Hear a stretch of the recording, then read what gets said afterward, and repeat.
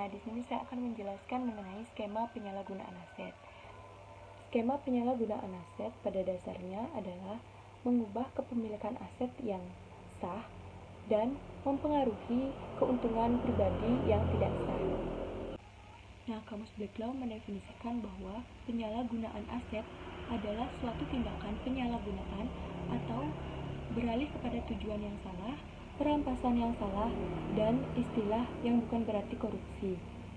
Nah, istilah ini juga mencangkup pengambilan dan penggunaan properti orang lain untuk satu-satunya tujuan karena memanfaatkan secara tidak adil pada niat baik dan reputasi pemilik properti.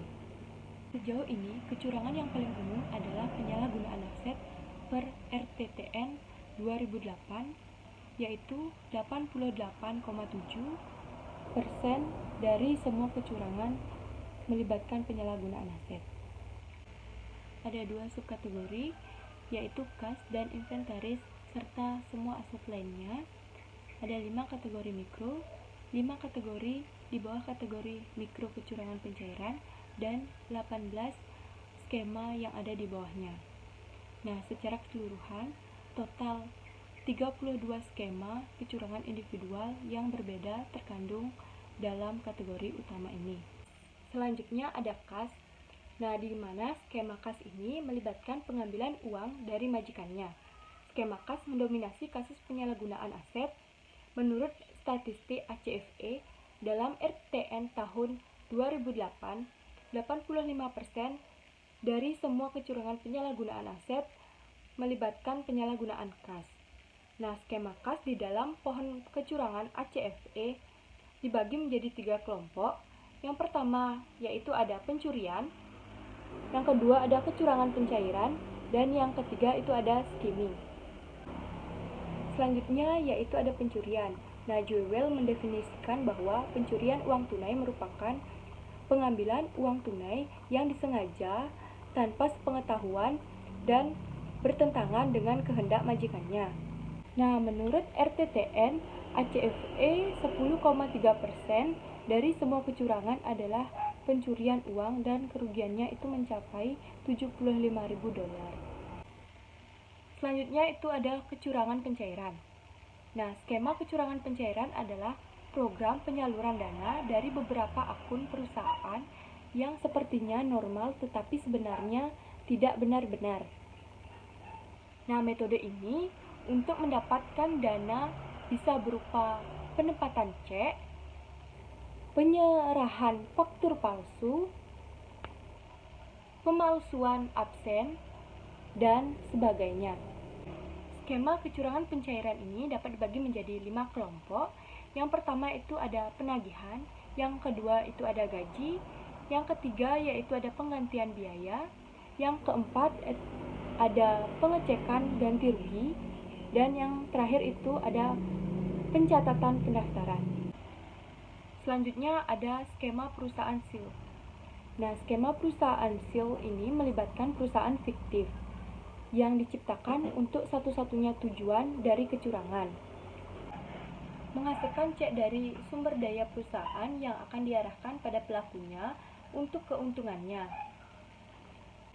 Nah, biasanya perusahaan fiktif ini memiliki nama palsu dan seringkali alamatnya diganti dengan kotak pos.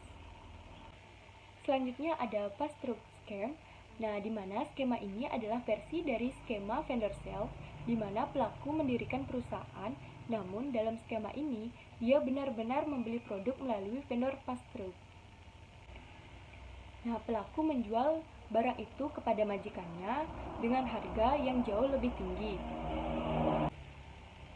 Pembayaran barang yang berlebihan itu dimungkinkan karena pelaku berada di posisi menyetujui faktur atau vendor pembelian. Nah, dengan menandai harga yang jauh lebih tinggi, maka pelaku dapat menyedot dana dari atasan ke vendor semu.